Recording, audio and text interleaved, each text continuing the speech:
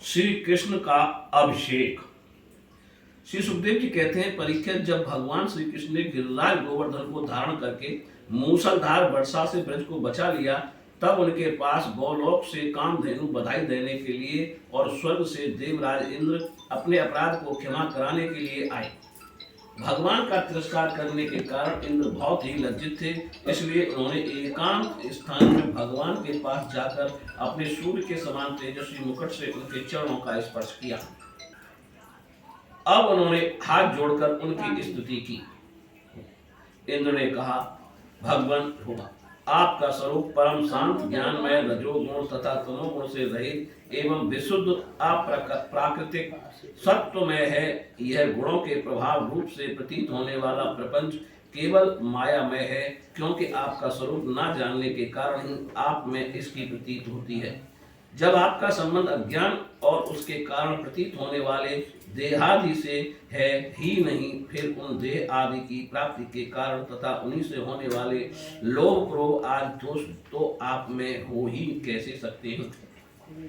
प्रभु, इन दोषों का होना तो अज्ञान का लक्षण है। इस प्रकार यद्यपि अज्ञान और उससे होने वाले जगत से आपका कोई संबंध नहीं है, फिर भी धर्म की रक्षा और दुष्टों का दमन करने के लिए आप अवतार ग्रहण करते हैं और निग्रह अनुग्रह भी करते हैं। आप जगत के पिता, गुरु और स्वामी हैं। आप जगत का नियंत्रण करने के लिए दंड धारण किए हुए दुस्तर काल हैं।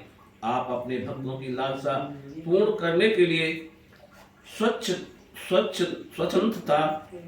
स्वच्छंदता से लीला शरीर प्रकट करते हैं, और जो लोग हमारी तरह अपने को ईश्वर मान बैठते हैं, उनका मान मर्दन करते हुए अनेकों प्रकार की लीलाएं करते हैं। प्रभु, जो मेरे जैसे अज्ञानी और अपने को जगत का ईश्वर मानने वाले हैं, वे सब देखते हैं कि बड़े बड़े भय के अवसरों पर भी आप निर्भय रहते हैं। तब वे अपना घमंड छोड़ देते हैं और गर्व रहित होकर संत पुरुषों के द्वारा सेवित भक्ति मार्ग का आश्रय लेकर आपका भजन करते हैं। प्रभु, आपकी एक एक चेष्टा दुष्टों के लिए दंड विधान है। प्रभु, मैंने ऐश्वर्य के मद से चूर होकर आपका अपराध किया है, क्योंकि मैं आपकी शक्ति और प्रभाव के संबंध में बिल्कुल अनजान था। परमेश्वर, आप कृपा करके मुझ मूर्ख अपराधी का यह अपराध क्षमा करें और ऐसी कृपा करें कि मुझे फिर कभी ऐसे दुष्ट अज्ञान का शिकार ना होना पड़े। स्वयं प्रकाश इंद्रियातीत परमात्मन, आपका यह अवतार इसलिए हुआ कि जो असुर सेनापति केवल अपना पेट पालने में ही लग रहे हैं और पृथ्वी के लिए बड़े भारी भार के कारण बन रहे हैं, उनका वध करके उन्हें मोक्ष दिया जाए, और जो आपके चरणों के सेवक हैं, आज्ञाकारी भक्तजन हैं, उनका अभ्युदय हो, उनकी रक्षा हो। भगवान, मैं आपको नमस्कार करता हूँ। आप सर्वंतर्यामी, पुरुषोत्तम तथा सर्वात्मा वासुदेव हैं। आप यदुवंशियों के एकमात्र स्वामी, भक्त वत्सल एवं सबके चित्त को आकर्षित करने वाले हैं। मैं आपको बार बार नमस्कार करता हूँ। आपने जीवों के समान कर्मवश होकर नहीं, स्वतंत्रता से अपने भक्तों की तथा अपनी इच्छा के अनुसार शरीर स्वीकार किया है। आपका यह शरीर भी विशुद्ध ज्ञान स्वरूप है। आप सब कुछ हैं, सबके कारण हैं और सबके आत्मा हैं। मैं आपको बार बार नमस्कार करता हूँ। भगवान, मेरे अभिमान का अंत नहीं है और मेरा क्रोध भी बहुत ही तीव्र मेरे बस के बाहर है। जब मैंने देखा कि मेरा यज्ञ तो नष्ट कर दिया गया, तब मैंने मूसलाधार वर्षा और आंधी के द्वारा सारे ब्रह्मंडल को नष्ट कर देना चाहा, परंतु प्रभु, आपने मुझ पर बहुत ही अनुग्रह किया। मेरी चेष्टा व्यर्थ होने से मेरे घमंड की जड़ उखड़ गई। आप मेरे स्वामी हैं, गुरु हैं और मेरे आत्मा हैं। मैं आपकी शरण में हूँ। लाल भाई बोलिए, खा ले। मैं आपकी शरण में हूँ। श्री सुखदेव जी कहते हैं, परीक्षित, जब देवराज इंद्र ने भगवान श्री कृष्ण की इस प्रकार स्तुति की, तब उन्होंने हंसते हुए मेघ के समान गंभीर वाणी से इंद्र को संबोधन करके कहा। श्री भगवान ने कहा, इंद्र, तुम ऐश्वर्य और धन संपत्ति के मद से पूरे मतवाले हो रहे थे, इसलिए तुम पर अनुग्रह करके ही मैंने तुम्हारा यज्ञ भंग किया है।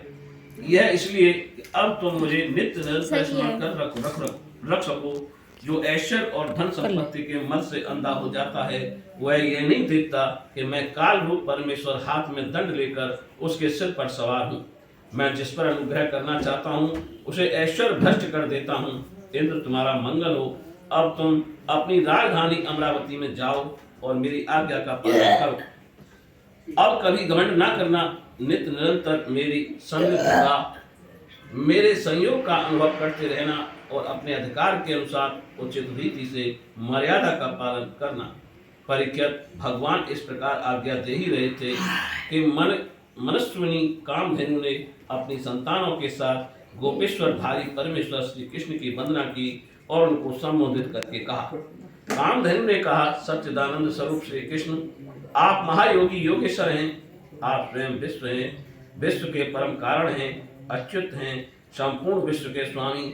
आपको अपने रक्षक के रूप में प्राप्त कर हम सनात हो गई। आप जगत के स्वामी हैं, परंतु हमारे तो परम पूजनीय आराध्य देव ही हैं। प्रभु इंद्र त्रिलोकी के इंद्र हुआ करें, परंतु हमारे इंद्र तो आप ही हैं। अतः आप ही गौ ब्राह्मण देवता और साधु जनों की रक्षा के लिए हमारे इंद्र बन जाइए। हम गौ ब्रह्मा जी की प्रेरणा से आपको अपना इंद्र मानकर अभिषेक करेंगे। विश्वात्मन, आपने पृथ्वी का भार उतारने के लिए ही अवतार धारण किया है। श्री सुखदेव जी कहते हैं, परीक्षित भगवान श्री कृष्ण से ऐसा कहकर काम करके अपने दूत से और देवताओं की प्रेरणा से देवराज इंद्र ने ऐरावत की सूर्ण के द्वारा लाए हुए आकाश गंगा के जल से देवर्षियों के साथ यदुनाथ श्री कृष्ण का अभिषेक किया और उन्हें गोविंद नाम से संबोधित किया। उस समय वहां नारद, तुम्बरु आदि गंधर्व, विद्याधर, सिद्ध और चारण पहले से ही आ गए थे।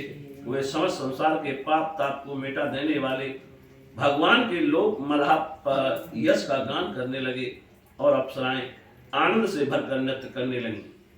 मुख्य देवता भगवान की स्तुति करके उन पर नंदन वन के दिव्य पुष्पों की वर्षा करने लगे।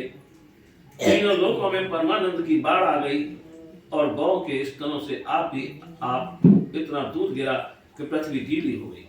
नदियों में विविध रसों की बाढ़ आ गई, वृक्षों से मधुधारा बहने लगी। बिना जोते बोए पृथ्वी में अनेकों प्रकार की औषधियां अन्न पैदा हो गए। पर्वतों में छिपे हुए मणि माणिक स्वयं ही बाहर निकल आए। परीक्षित, भगवान श्री कृष्ण का अभिषेक होने पर जो जीव स्वभाव से ही क्रूर हैं, वे भी बैरहीन हो गए, उनमें भी परस्पर मित्रता हो गई। इंद्र ने इस प्रकार गौ और गोकुल के स्वामी श्री गोविंद का अभिषेक किया और उनसे अनुमति प्राप्त होने पर देवता गंधर्व आदि के साथ स्वर्ग की यात्रा की। बोलिए श्री कृष्ण भगवान की जय।